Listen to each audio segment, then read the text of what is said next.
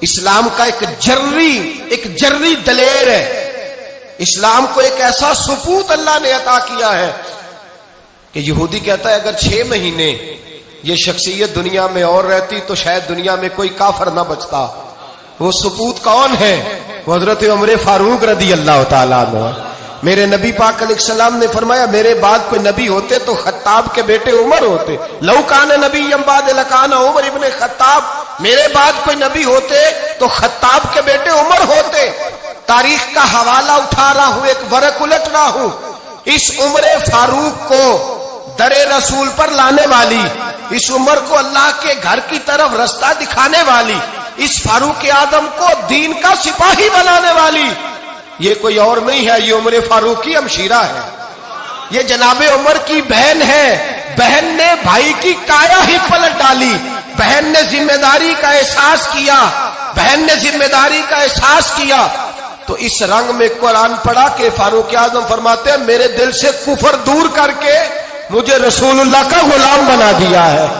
بہن اگر ذمہ داری کا احساس کرے, بہن اگر ذمہ داری کا احساس کرے. حضرت عمر فرماتے ہیں, حضرت عمر کہتے ہیں میری ایک نوکرانی نے کنیزہ نے کلمہ پڑھا, میں اسے دروں سے مارا کرتا تھا. میں تلوار لے کے گھر سے نکلا حضور کو شہید کرنے, تو مجھے کسی صحابی نے کہہ دیا تو حضور کو شہید کرنے جا رہا ہے, گھر کی تو خیر منا, تیری بہن اور بہنوئی بھی کلمہ پڑھ گئے. کہتے میں گیا, باہر دروازے پہ تھا تو میری ہمشیرہ اندر قرآن پاک کی تلاوت کر رہی تھی. فاطمہ بنت خطاب, فاطمہ بنت, کتنا پسند ہے یہ نام صحابہ, کس نے رکھا ہوا ہے. فاطمہ بنت خطاب تلاوت کر رہی تھی. سعید بن زید بہنوئی بھی تلاوت سن رہے تھے. فرماتے میں نے قرآن سن لیا, دروازے پہ دستک دو جی. بہن نے دروازہ کھولا, قرآن پاک کے صفحے چھپا دیے. کیا کر رہے تھے تم لوگ؟ بہن خاموش ہو گئی. میں نے کہا بولتے کیوں نہیں؟ مجھے کسی نے بتلایا ہے تم نے کلمہ پڑھا ہے. تو کہتے میری بہن جو مجھ سے اتنا پیار کرتی تھی کہ کبھی بولی نہیں تھی, کبھی بات جو میں کہتا تھا ہو جاتا تھا, آج میں نے اس بہن کی آنکھوں میں توحید کی لذت دیکھی, اس کی پیشانی میں سجدے کا نور دیکھا, اس کے لب و لہجے میں رسول اللہ کی شریعت کی چھاپ دیکھی. تو میری بہن کہنے لگی عمر تم نے جو سنا ہے سچ سنا ہے. اب میں اور میرا خامد مصطفیٰ کے نوکر ہیں, اب ہم دین کے پیروکار ہیں. کہتے زور سے تماچا مارا, میں گر گئی. میرے خامد کو مارا پیٹا, کبھی جھگڑا نہیں ہوا تھا, آج پہلے دن عمر نے مارا. میری پیشانی سے خون نکلا, اٹھ کے کھڑی ہوئی. میں نے کہا تو مجھے جان سے پیارا بھائی ہے, زندگی بھر تیرے سامنے کبھی میں نے کلام نہیں کیا, لیکن عمر یہ توحید کی بات ہے, یہ رسول اللہ کی بات ہے. اگر تو خطاب کا بیٹا ہے تو میں بھی خطاب کی بیٹی ہوں. جس ماں کی چھاتیوں سے تو دودھ پی کے جرری ہوا ہے, میں نے بھی اسی ماں کا دودھ پیا ہے. جتنی طاقت ہے تو لڑا لے, جتنی ہمت ہے تو مار لے, لیکن اب میں رسول اللہ کا دامن نہیں چھوڑوں گی. حضرت عمر کہتے ہیں بہن کی قوت ایمانی نے, بہن کی قوت ارادی نے, بہن کے توکل اور یقین نے مجھے مجبور کیا.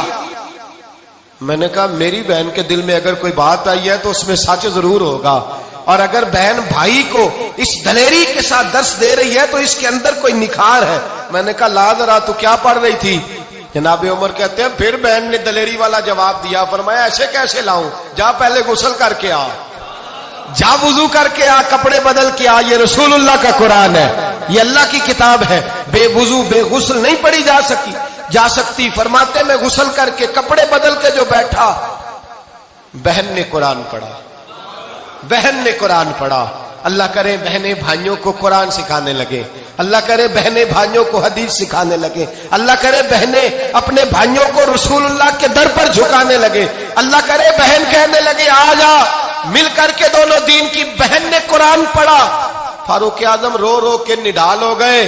حضرت عمر کہتے ہیں بہن کی زبان سے چند آیتیں سنی تو میں نے کہا مجھے باندھ لو, ہاتھ باندھ لو. میں حضور کو قتل کرنے کے ارادے سے آیا تھا نا, اب مجھے باندھ لو. کرو آیا سا مار مقامنے نو, ہن مینو مار دے لے چلو. مت عمر دی عمر برباد ہوئے جتھے عمر سوار دے لے چلو. اب مجھے لے جاؤ در رسالت ماپ. ایک بہن نے ذمہ داری کا احساس کیا تو حضرت عمر جیسا سپوت دیا. بہنیں اگر ذمہ داری کا احساس کرے, ذمہ داری کا احساس کرے تو اسلام میں بہت بڑا انقلاب آ سکتا ہے.